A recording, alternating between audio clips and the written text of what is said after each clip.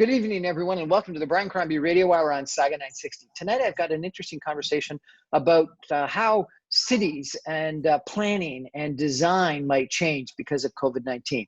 And I wanted to reach out to someone who I really respect, someone that I've interacted with a little bit over the course of the last couple of years. His name is Maurizio Rogato. Rogato or Regatta? Rogato. Rogato, just like Mr. Rogato. Rogato, okay. Who runs a company called Blackthorncorp, development company. He's a planner and has done a bunch of developments in around Ontario, around Toronto, and very involved in the Professional Planning Institute and the Canadian Planning Institute. He's a registered professional planner, and he's currently also vice president of Ryerson University's Alumni Association. His website is blackthorncorp.ca if you're interested in what he's got to say. Maurizio, how are you? Thank you for joining us tonight. I'm doing great on this sunny day. Thank you for having me. Real honor to be on your show. And as I was saying to you before we went live, very prolific show and great interviews. So I'm glad. Thank you. I appreciate it. So Blackthorn, what's the derivation of that?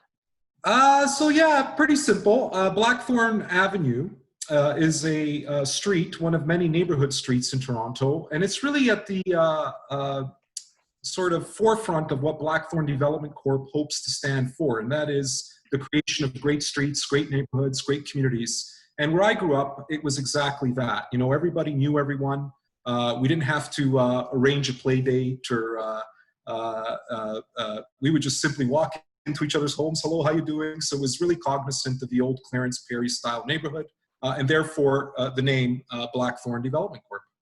Who is Clarence Perry? So Clarence Perry was a real post-war planner, and he developed sort of the traditional neighborhood model. You would probably be familiar with it if I were to say to you the corner store, right? Where you would have, clusters of residential dwellings and pockets of commercial. And I really think that it's sort of interesting how this recent state of affairs has really got us to have maybe a second thought on urbanism, and a second thought as to how we communicate and how we interact. Look, it's just incredible. In the last, I think 3 months or so, the home has sort of became really sacred for us, kind of a safety home base, while at the same time, we've learned how much we could miss our great open spaces, the great elements or the bones that make up a great city. So yeah, I think that there's going to be a bit of a rethink on urbanism. And I think that perhaps one of the outputs of that would be to try to go back to more of a traditional model where we would have some immediate services, not at our doorstep, but within walking distances, which is a great thing always, to limit our ability to move around, to lessen the traffic impact. And now with healthcare at the forefront, boy, oh boy, does that ever ring true even more so. So you think we're going to have a move away from the long commute from suburbs all around the Greater Toronto area to downtown Toronto and go into a more neighborhood-based kind of development? Yeah, so I think a few things are happening in that aspect. First is the decentralization of office space. That was happening well before the pandemic, as was the rethink on suburban growth and trying to really intensify our urban centers to limit commute times and make use of our infrastructure in a better way, create more walkable communities. But I think there's been a sort of a retraction of sorts as we learn more about the pandemic, because I believe that we're still learning. And as we do, I think that planners are going to be tasked with trying to create neighborhoods that would be resilient, even if we were all to, let's say, be told to stay at home. Which means what? Stores closer to where you are? Yeah, so that means that you'd be able to get in touch with necessary services, very simple things like, going out to get your carton of milk. You'd be able to walk to the store to do that.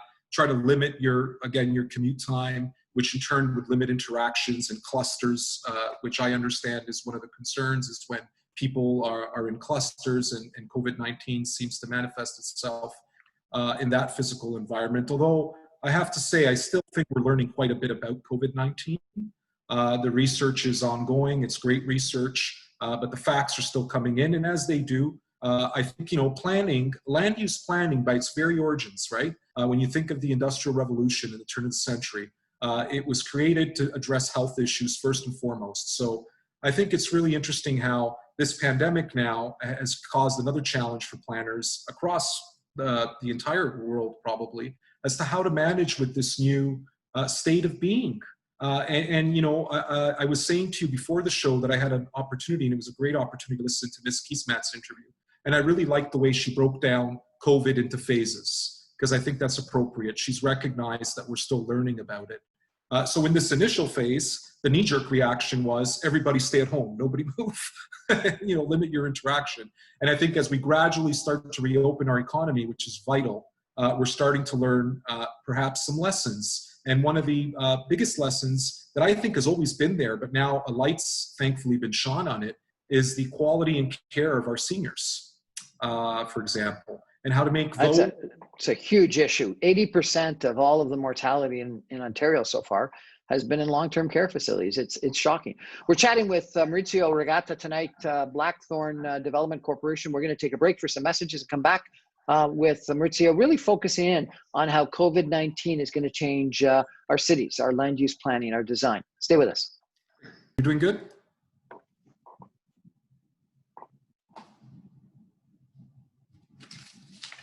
Welcome back to the Brian Crombie Radio Hour. We're chatting tonight with a planner, a development planner, Maurizio Rogato of Blackthorn Development Corporation. Maurizio, you do developments, what, around Toronto? Well, right now, Blackthorn is thankfully located pretty much in every region throughout the Golden Horseshoe. Right now, we're in Simcoe County, York Region, Peel Region. We're in Toronto. We're in Durham Region. And we're operating within various lower tier municipalities, including Pickering. We're in Ajax. We're in Vaughan. We're doing projects in Brampton. We're doing projects in Mississauga, of course, and in Toronto, and in Markham.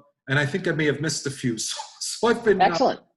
I've been very fortunate. This is a business you only started a couple of years ago, so you're doing extremely well. Congratulations. Thank you so much. And what are you developing? Whole communities or apartments or townhouses or homes, or tell me about that a little bit. Yeah, another great question. So really a wide range of uses. So right now we've got projects that range from a medical clinic to commercial retail to high-rise infill development to residential development, which would be more of a complete community model or a secondary planning model, if you will, or a block plan. But we pretty much do it all. And we also help our clients navigate the complex government approvals process. There's been a lot of discussion about the red tape associated with the land use planning process. And frankly, it's a difficult process. So where we can, we also offer services in that aspect to help clients get through it. And my experience in chatting with you in the past, you know a lot about land use planning over the years. And what you had said just before the break is that land use planning became a thing because of health concerns. Explain that if you could. Yeah, so I remember not too long ago when I was in university, when we took the first course on Planning 101, it was really much tied to the Industrial Revolution. And what was happening at that time was there's the emergence of just-in-time production or gross manufacturing. And of course, the health concerns that came with that were co-locating sensitive land uses with industrial uses, which created health impacts. And that was the first real sort of modern need for planning. I think planning's pretty much always taking place, even when it's not even intended. We tend to plan as a race. But I think the first real modern lesson in planning would have been tied to the Industrial Revolution and ensuring that the emerging industrial uses were properly located, properly buffered with the sensitive uses, to try to avoid some of those health impacts. And now, of course, fast forward to today, where we've got a great library on planning, boy, oh boy, every expert under the sun. But I don't think anyone could say that we were prepared for what we're experiencing today. I think everyone would somewhat reluctantly agree, perhaps, that we're reacting to what's happened today. I think planners are again challenged to get ahead of that and to really prepare for what may happen in the future. I was astonished at, we've got such a great world, right? Everything seems to work. Like, look at us. We're communicating through fiber optics right now. And yet, somehow, some way, the entire world got condemned to go home because of COVID-19. I don't think anyone expected this. And, some would say it's criticism of government. I don't think so. I think that, you could, of course, you could never be too prepared. But sometimes some things just seem to creep up on us. And I think everybody wishes that they would have listened to Bill Gates a little bit better. No question. Let me go back and ask you about planning, though, because Sure. you spoke about the community with the corner store, which seems like it's almost going back 100 or 200 years to the communities before planning ever became a thing. And you and I have talked previously about Europe and nice communities and cities in Europe that similarly seem to have developed sort of on an ad hoc, organic way. And then planning in North America was this big land use separation between, you said industrial, maybe heavy industrial and other uses, but also created suburbs away from downtown and suburban sprawl and downtown blight. Has planning actually been helpful, or would it have been better if it was just all ad hoc organic? Well, again, you ask great questions. I obviously, as a planner, I would say that planning has been helpful. And as I've said, I think we plan even when we don't intend to. I think it's in our nature to organize, to recognize how organizing elements could improve our daily lives and improve our lifestyles and meet our needs. And you're right, at its very basic form, planning is land use separation, right? So it's about locating industrial uses, commercial uses, institutional uses, and residential uses. But as we advance as a society, the needs of planning become more and more complex. And I think we're really at the top end of that right now, where we're seeing the need to address climate change, and we're now seeing the need to address healthcare once again in a much more fundamental way. And in this case, it's kind of an invisible enemy, really. I still think we're starting to learn. And when you really look at what the output of planning has been as a response to COVID-19, the first thing that I see is the inconsistencies. And I don't think they're intentional by any means. I think that we're reacting. So for example, the government's closed our sacred open spaces, which I frankly don't know if I agree with that. But at the same time, transit remained open. So there was real inconsistent approaches. And again, I don't think there was any malice in that. I think that at the end of the day, we're all doing the best we can. And we're very fortunate to be in a country that's really shown, I think, some good leadership surrounding the pandemic. So back to your question, I think as the years go on and as the world becomes more populated, there's an ever increasing need to undertake better quality land use planning, and not just land use planning, but all sorts of planning.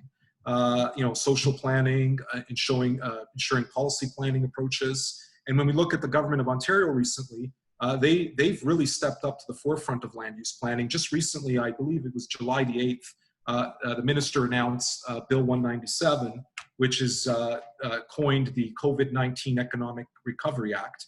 And it intends to amend the Planning Act, the Development Charges Act, all with the intended output of streamlining planning. And while that's a great thing, and our economy is to be protected and advanced, especially now, we need to really foster a recovery here. I think we also need to be careful, because if planning goes bad, bad things happen. So I really do think that now is a time in our society where planners are very much needed, and good planning is really something to be sought after. So we did have, and I'm not going to call it knee-jerk because I don't think they were knee-jerk, but we had some quick responses. One of them was, as you mentioned, closing down. And I don't think we closed down the public spaces, but we closed down the parking lots around public spaces, which dramatically limited the ability for people that were a far distance from the convention, the conservation area or the park or the waterfront or whatever to access it. And so only those parks were accessible to people that live nearby.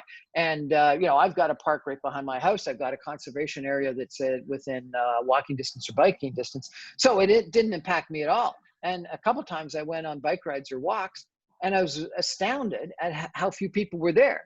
And all the people that were there were socially distancing, were physically distancing, maybe in family units, but people actually, were very careful to walk like completely on the opposite sides of sidewalks when they were passing one another. So people were respecting physical distancing guidelines.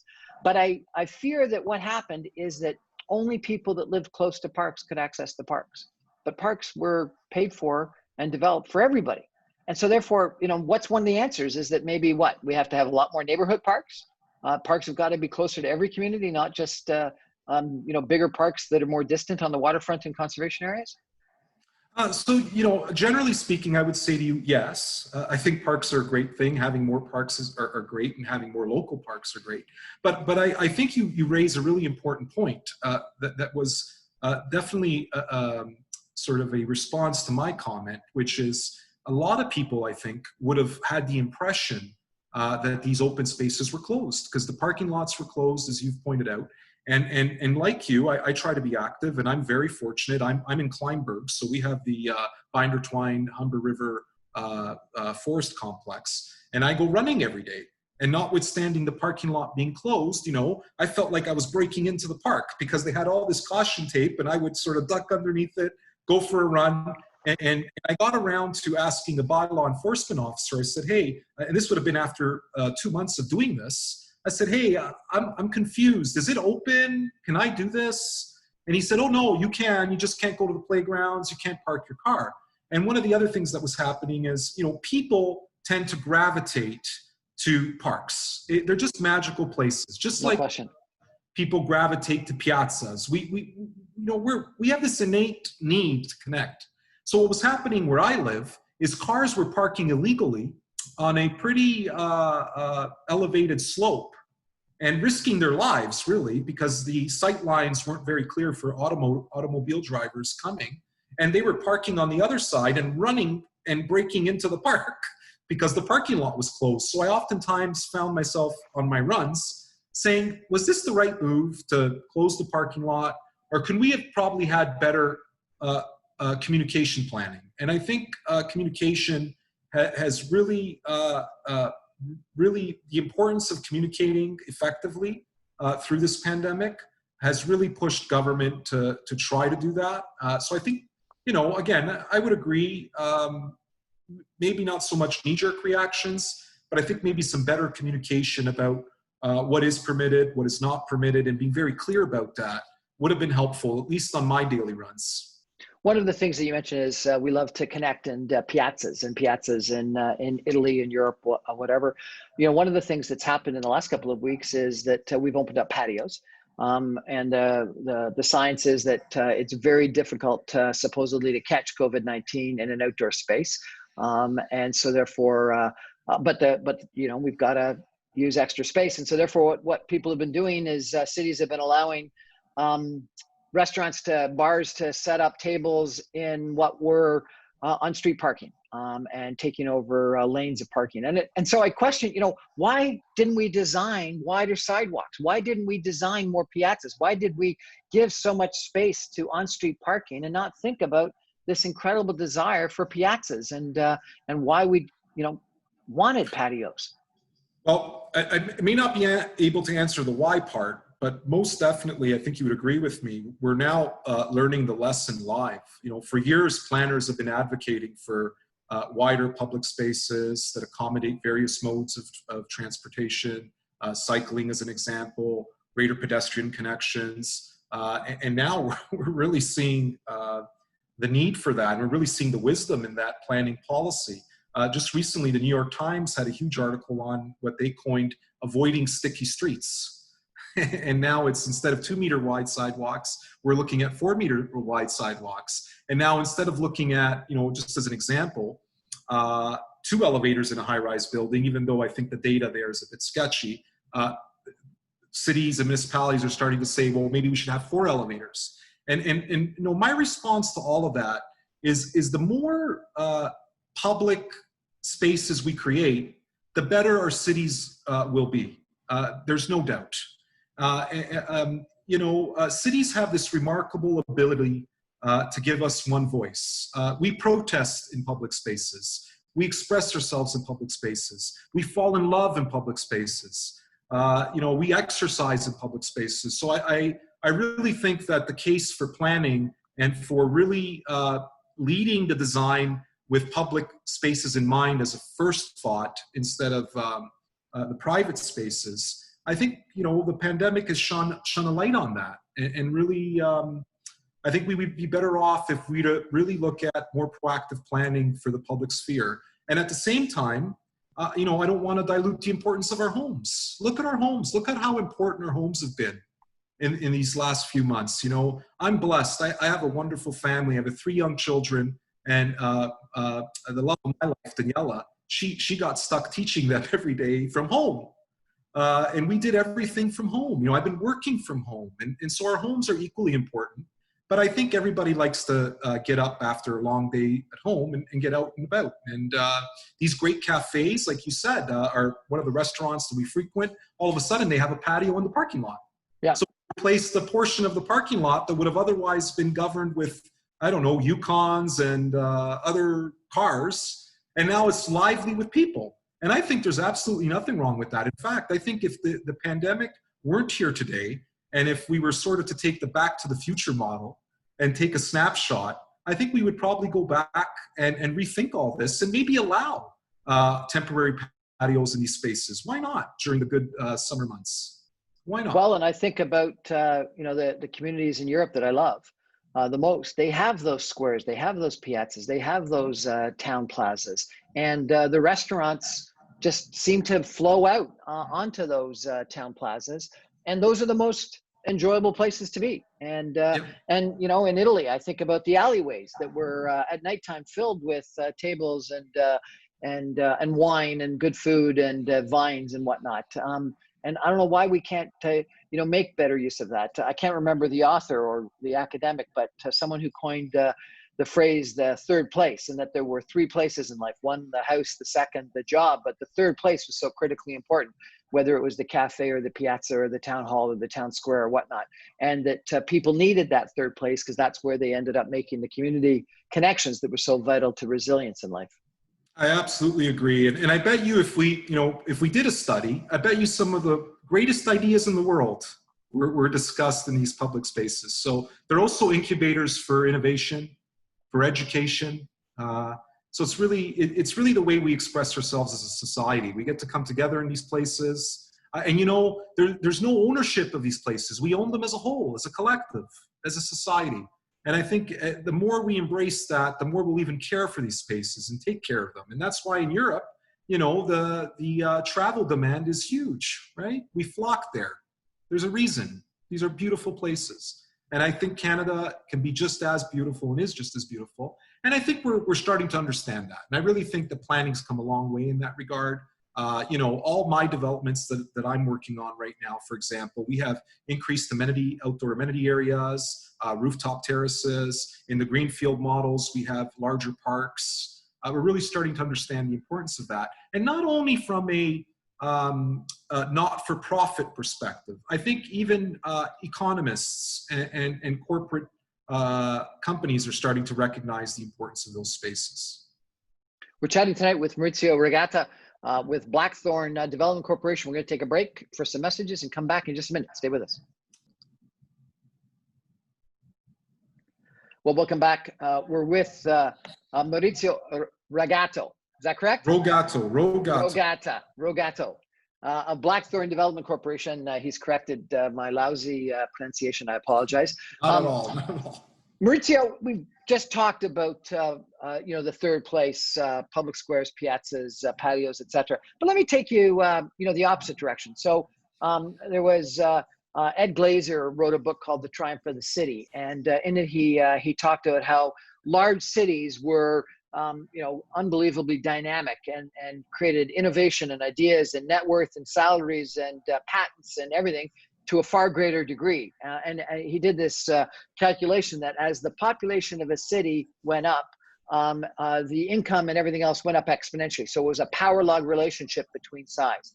If we go back to this world where we're not communicating for a whole greater Toronto area and we're only in this little community, do we risk the dynamism that came from big cities?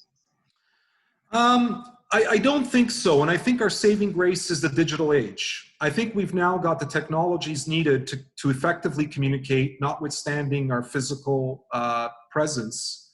So I think that's going to be a great help.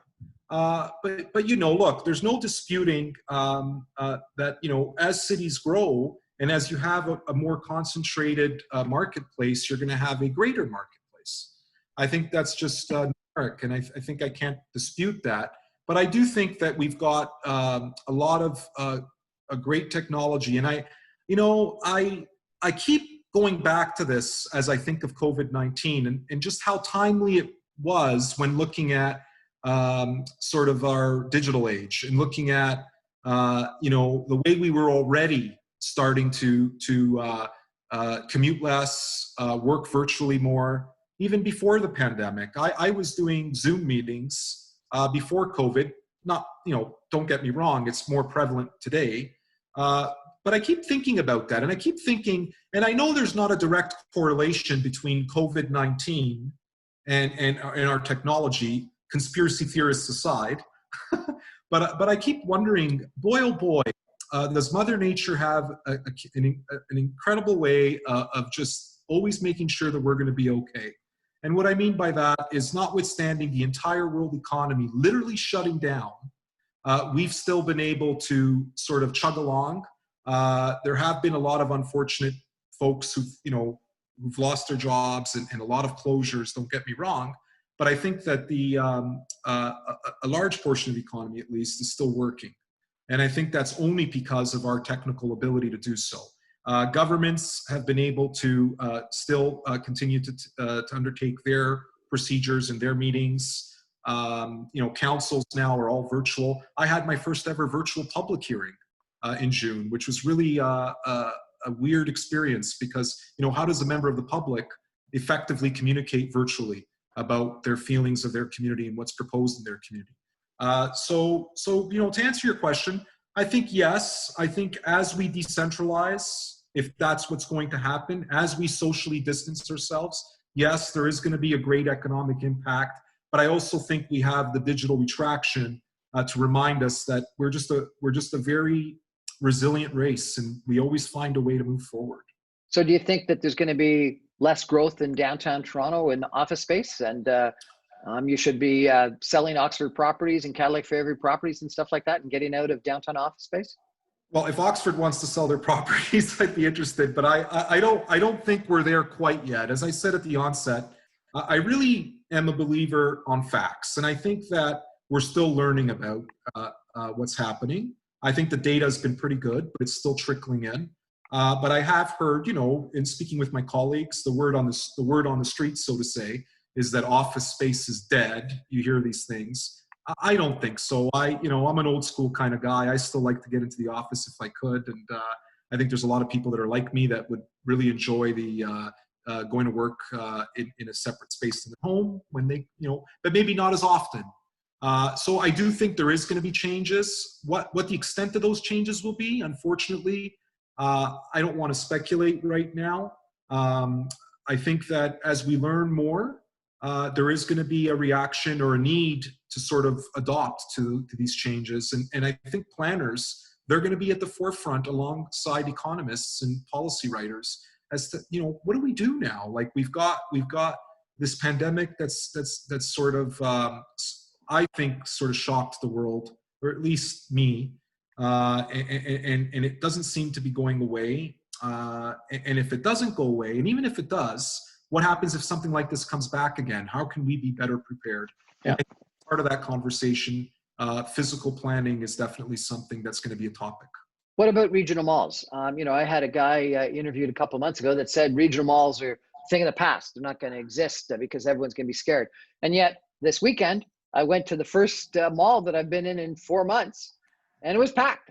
Now, everyone was wearing a mask. You weren't allowed in if you didn't have one on. A couple people pulled it down, I noticed, as they were walking around.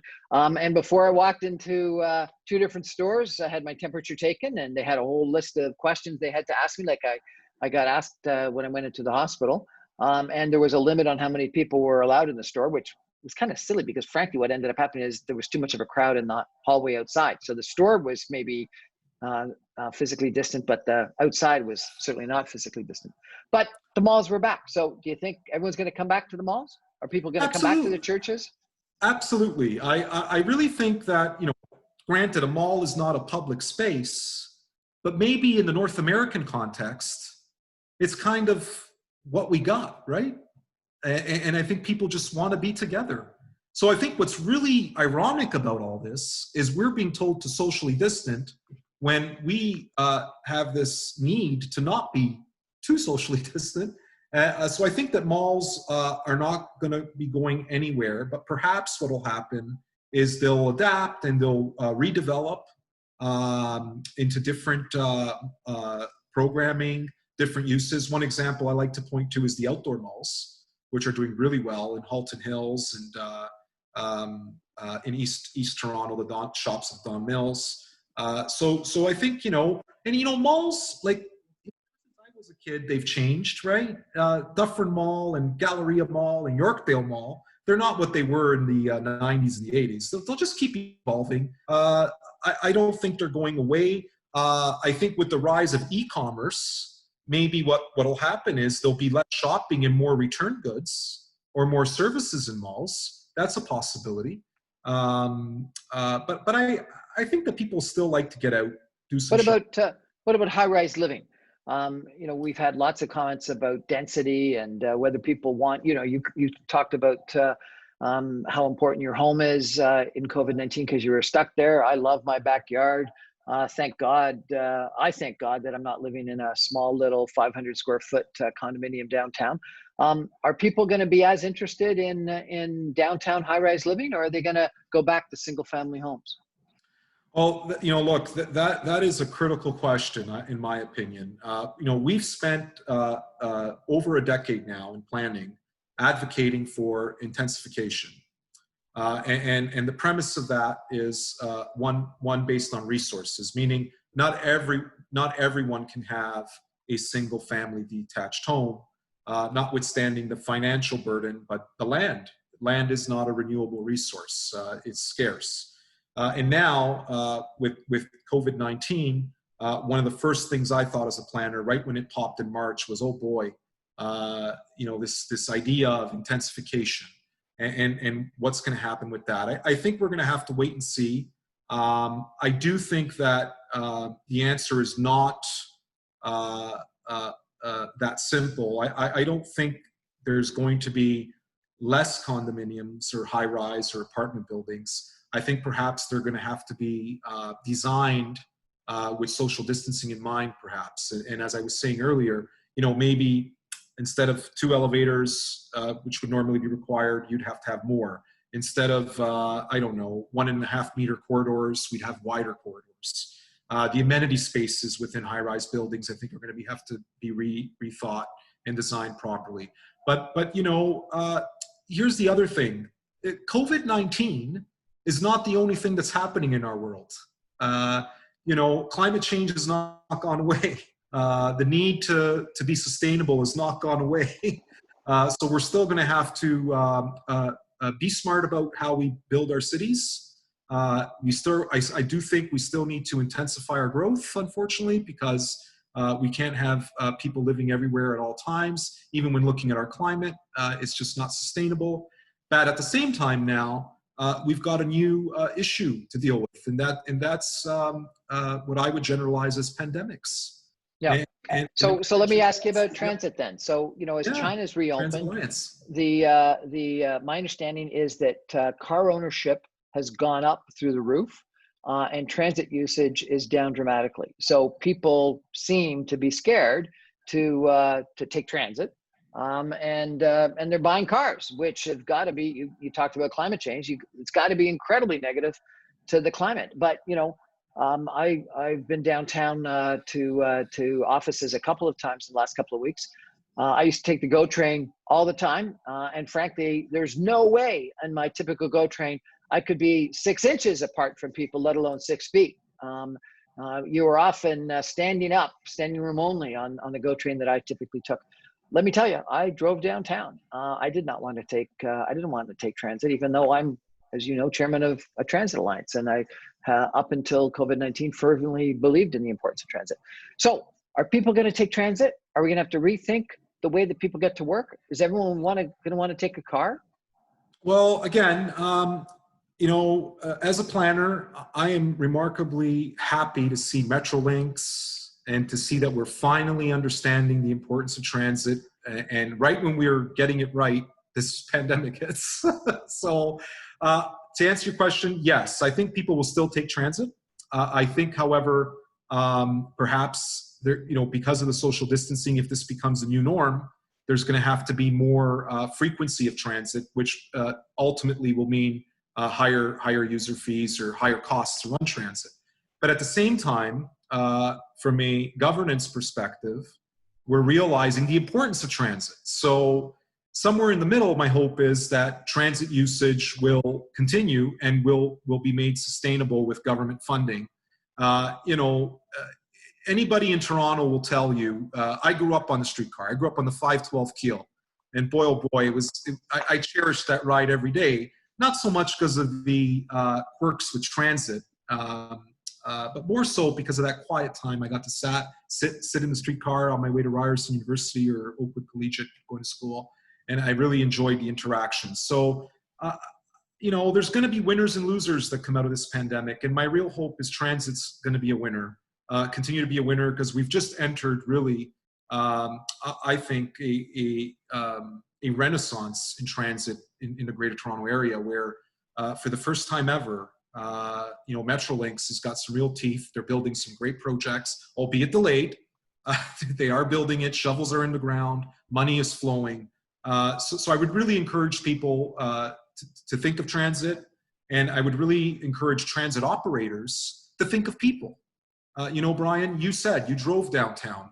I would never blame you for that. You're probably I don't want to say scared, but worried about your health. And health is the first thing on everyone's mind right now. And that's the right thing to be concerned about. So I think transit operators need to recognize that, and I think they will. And ultimately, that's going to just mean more frequency of transit vehicles servicing. We've all been working, not all of us, but a lot of us have been working from home for the last couple of months. And a lot of people think they're going to be working from home for a couple more months. And if not, as you mentioned, maybe off and on. I go to the office some of the time, but not as frequently.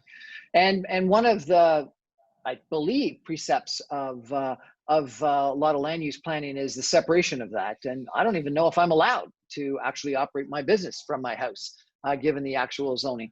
And I've had lots of friends that, you mentioned your wife teaching your kids. I've had lots of people say that they've had to outfit a bedroom or a basement. Or one of my friends, he's chairman of a faculty at U of T.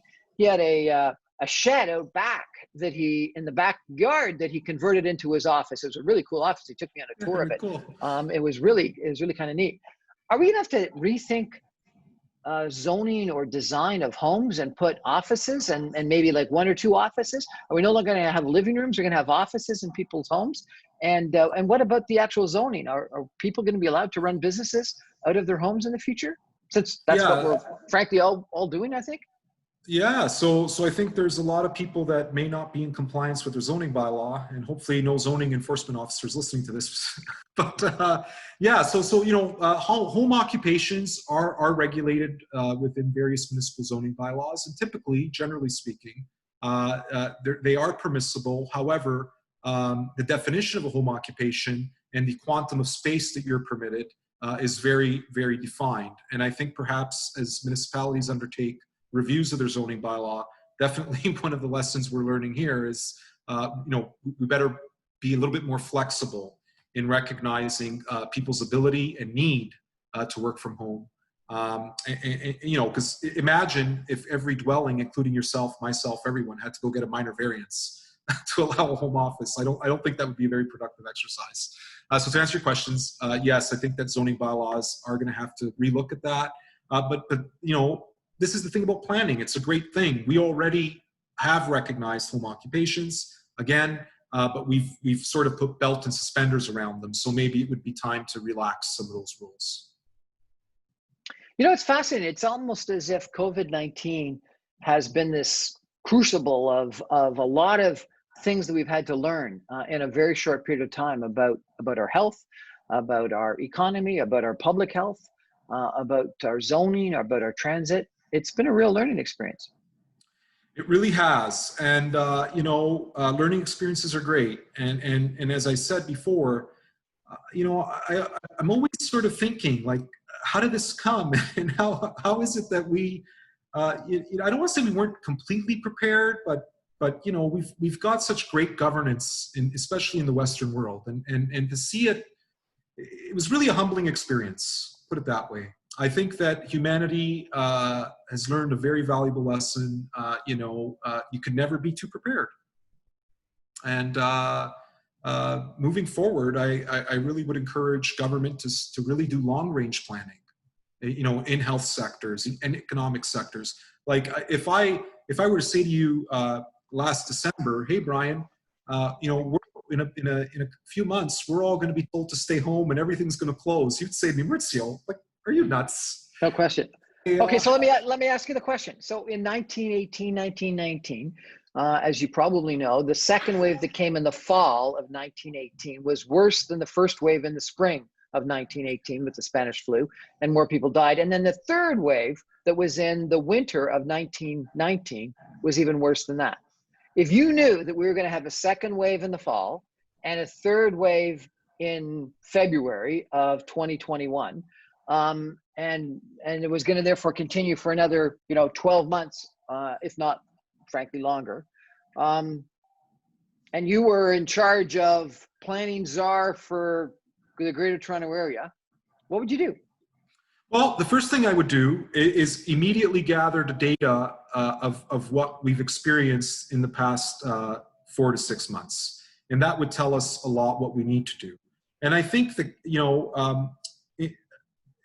us Canadians, we're really proud of the way we do things, and I don't know if it's because of our population size or whatnot, but I think we've really done a great job at recognizing the importance of social distancing and how it could work. The Premier today has just announced stage 3 reopening, so we know the gradual reopening of the economy seems to work right now. And we know that by Easter it didn't go away, as our president of the South predicted. So, and it didn't go away with the hot weather, which is also another right? thing that. So I think the first lesson is history repeats itself, and if we believe that history repeats itself, let's analyze the history carefully and let's draw whatever lessons we can from there. And I think the second step would be to take those lessons and to put them into strategic plans. So I think that economic planning is going to be vitally important. I think that folks would really appreciate a heads up the second wave or the third wave around, to know that, hey, look, we're going to get ahead of this, and we're going to have rotating times of commerce and work and whatnot. And I think that the real lesson is going to be in how we manage our public spaces. I think there's some lessons there. We just spoke about miscommunications and this perception that parking lots are closed, so the park must be closed. Well, that wasn't the case. How can we do that better? History repeats itself, lessons learned, strategic planning, real good government policy, sticking to it. And the most important thing that I would really try to do is avoid politicking of the advice and the planning. I think the interference of politics, I was speaking to someone just the other day who was at a retail store, and he was wearing a mask, and the woman approached him and said, "Oh, you must be a liberal. You're wearing a mask." Enough said. I think that that's not helpful. No question. We're chatting tonight with Maurizio Rogato. Have I got Rogato, it right? Rogato. There you go. Blackthorn Development. We're going to take a break and come back with a couple of concluding comments. Stay with us. We're back with Maurizio Rogato of Blackthorn Development Corporation. We've been talking about planning and zoning in the era of COVID-19, but that's not the only thing, as you mentioned, that's going on. So let me ask you a couple of other questions, if I could, Maurizio. Autonomous vehicles, electrical cars. How are they going to change our urban environment? Like if we no longer need to have big parking lots around malls and big parking lots downtown because everyone's got a autonomous vehicle, what's going to happen? What's going to change? Well, look, what might happen is there'll be more sharing of vehicles, right? So if they're autonomous, there may be some more community vehicles. We're already starting to see it through our various plans. I have a project in Cambridge, for example, where we have a ride share. We have five spots reserved for ride share. We were able to reduce the parking requirements as a result. And the idea behind that is these 5 vehicles are owned by the condominium corporation. Anyone who visits or resides in the condominium corporation can make use of those vehicles. So I think ride sharing is going to be something that we could look forward to. And I think, with autonomous vehicles, electrical vehicles, it's all about reliability. And companies like Telsa, right? They've really brought it to the forefront, to the mainstream, where you've got, perhaps a gentleman or a woman that would love a Ferrari, okay with buying a Tesla, which is an electrical vehicle. So then where we go from there is how do we make it more affordable? So if we could make these modes of transportation more affordable, more reliable, I think that the output will be overarchingly less vehicles, more sharing of vehicles, and the hope would be, of course, less of a negative impact on our climate. So if you had an autonomous vehicle and you shared it, would we need garages anymore? Maybe not, or maybe garages would be readapted to serve other purposes, other storage purposes, home offices. We may be able to rethink our spaces, absolutely. And maybe, Brian, when we go to Europe, we oftentimes walk all these little nook and crannies in these cities, and we always wonder, well, what's that? How did that happen? And maybe that's what's going to happen. We're going to have to be forced to get more creative with our design. And if we get more creative with our designs, we're going to get more interesting spaces, both in the public and the private sphere. And I welcome that. I really do. One of the big shopping center developers or shopping mall developers, Oxford Properties, I think, made this announcement that they were going to redevelop a couple of the parking lots into mixed-use developments. And I think the comment was something like, it's too difficult to get planning approval for new development, but we already own the parking lot, so it's easy for us to get planning approval there, mainly because of the NIMBYism of neighboring residents, and we don't have the neighboring residents when we're developing parking lots.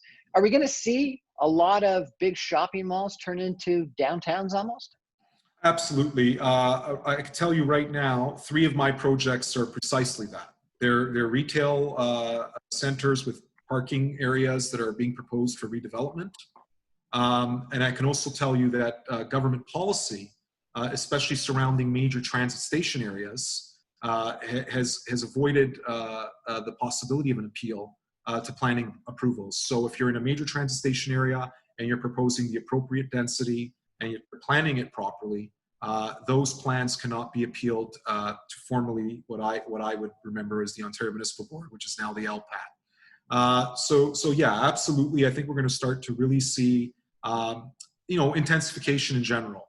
And I think as we evolve as a community, as we populate as a community, that need just becomes the obvious. We're running out of places to put people, maybe.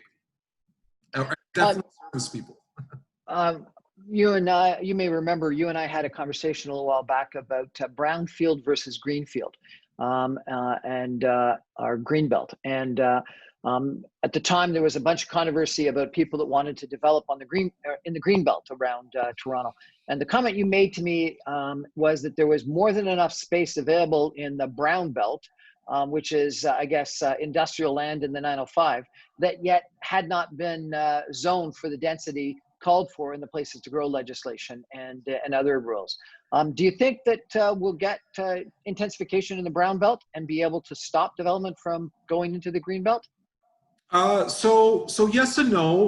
In the short term, the answer is yes, only because the Greenbelt is a protection plan, and the government has committed to not reopening the Greenbelt, although they tried at the beginning of their term.